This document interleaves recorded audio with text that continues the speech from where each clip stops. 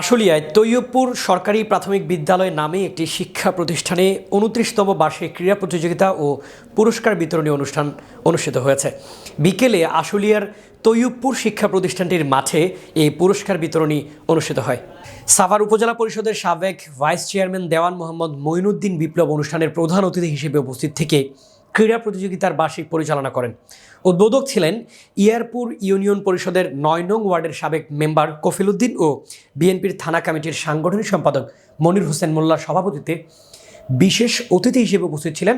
আশুলিয়া থানা বিএনপির সিনিয়র যুগ্ম সাধারণ সম্পাদক দেওয়ান জাহিদুর রহমান নবী, ইয়ারপুর ইউনিয়ন বিএনপির সভাপতি আব্দুল হাই আল হাদি, সাধারণ সম্পাদক দেলোয়ার হোসেন সরকার, থানা স্বেচ্ছাসেবক দলের আহ্বায়ক অ্যাডভোকেট জিল্লুর রহমান, জেলা ছাত্রদলের সাবেক সহসভাপতি জাহিদ হাসান বিকাশ, থানা যুবদলের সাবেক সাংগঠনিক সম্পাদক কিসমত সরকার, ইউনিয়ন বিএনপির যুগ্ম সাধারণ সম্পাদক খুরশেদ আলম খান, ইউনিয়ন যুবদলের সভাপতি আপেল মাহমুদ হান্নান, সাংবাদিক আল মামুনের সঞ্চালনায় অনুষ্ঠানে আরও উপস্থিত ছিলেন প্রতিষ্ঠানটির প্রধান শিক্ষক আহসান হাবিব,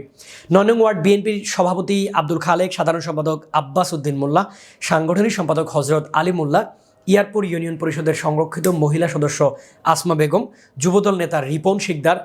শিক্ষক মণ্ডলী, ছাত্রছাত্রী এবং অভিভাবকবৃন্দ সহ এলাকার গণ্যমান্য ব্যক্তিবর্গ।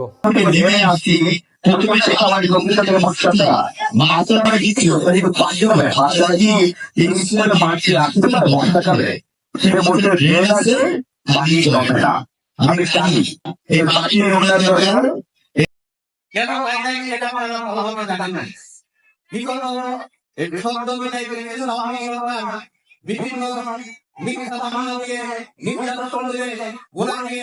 এই একসাথে করে রেখেছিল। উনি বিখ্যাত নয়, এর ভিতরে অবস্থান করেছিলেন এই